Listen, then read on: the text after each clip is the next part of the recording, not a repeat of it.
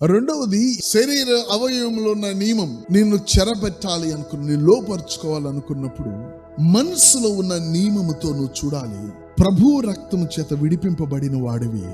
నువ్వు ఆ నియమానికి దాసుడు అవ్వటానికి నువ్వు శరీరానుసారుడివి కాదు అని ఆ నియమాన్ని నువ్వు గ్రహించాలి.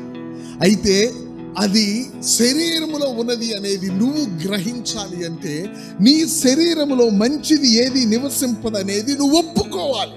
ఒక రోజున ఒక మాట అంటావు, ప్రభువైన యేసుక్రీస్తు అన్నారు, సాతానుడు మెరుపు వలె పైనుండి క్రింద పడుట నేను చూచాను, I have nothing to do with him, వానిది నాలో ఏమీ లేదన్నాడు. మన జీవితాల్లో అది జరుగుతుంది.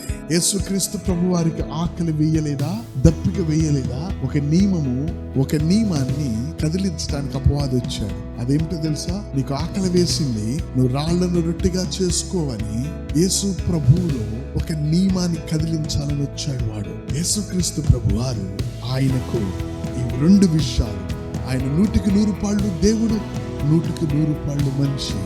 ఆయన ఆ నియమాన్ని లోపరచక ఈ నియమంతో ఆ నియమాన్ని లోపరిచాడు. నువ్వు ఎప్పుడైతే ఈ నియమంతో ఆ నియమాన్ని లోపరిచి చెరపట్టుకుంటావో వాడు నీ నొద్ద నుంచి వెడలిపోతాడు. నువ్వు గట్టిగా అరిసి చప్పట్లు కొడితే కాదు, అది వెళ్ళిపోయాడు. నువ్వు నియమాన్ని హ్యాండిల్ చేయడం తెలుసుకోవాలా, డామినేట్ చేయడం నేర్చుకోవాలా.